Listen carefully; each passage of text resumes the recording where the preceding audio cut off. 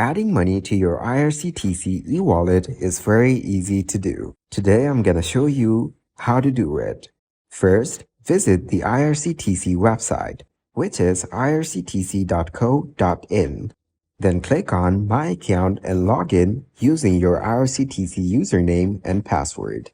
Once logged in, look for the Irctc e-wallet option, which is under the Plan My Travel section, or directly from the My Account dashboard. Here, click on Irctc eWallet Deposit to proceed. Select the preferred method for adding money to your eWallet.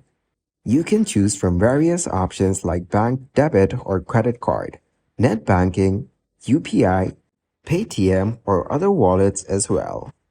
After that, enter the desired amount you want to deposit into your eWallet.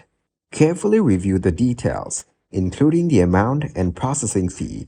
Click on Submit to initiate the payment. Depending on your chosen method, you'll be directed to the respective platform to complete the payment. Follow the on-screen instructions and authenticate the transaction using your OTP or password.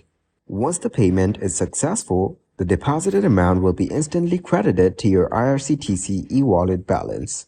You can see your updated balance displayed within the Wallet section.